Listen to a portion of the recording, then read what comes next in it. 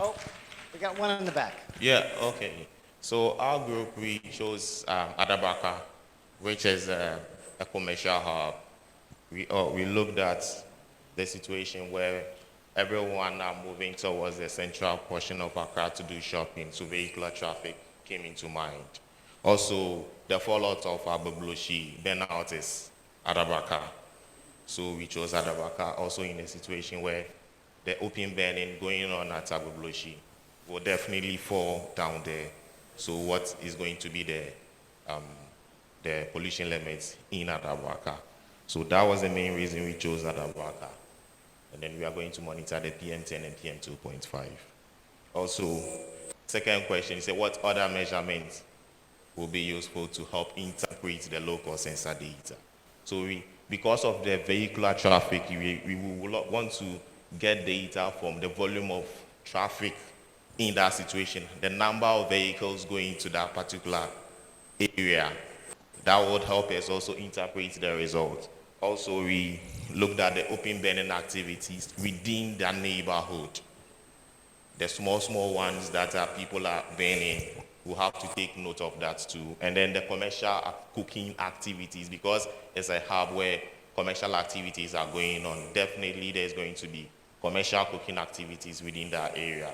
So we also will look at that to also help us interpret the locus data results.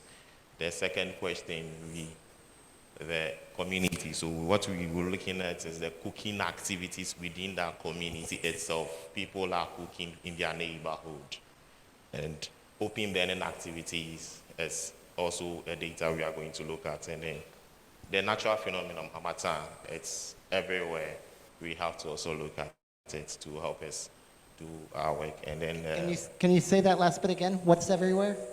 the Hamatan, natural phenomenon, it's a natural phenomenon, so it comes everywhere. So we can't do anything about it, so, but we have to also take into consideration. And then because it's close to the sea salt.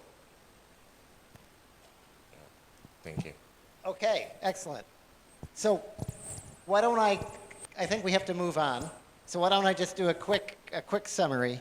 This was a really great breakout groups. You all thought about a lot of different sources. I just took pictures of women bent over sweeping with the short brooms when I was up in Contampo. I really enjoyed the discussions of the different sources.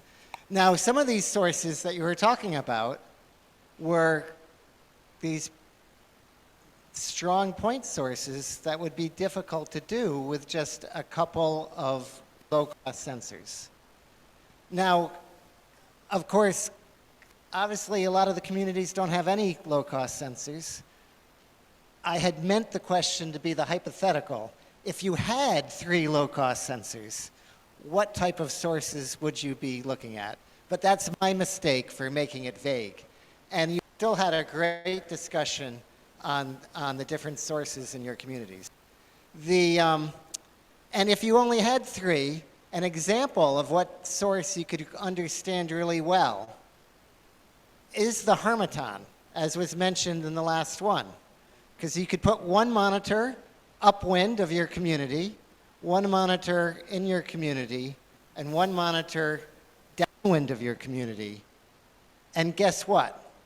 When the harmattan is really strong, all 3 of those are going to go up and down together.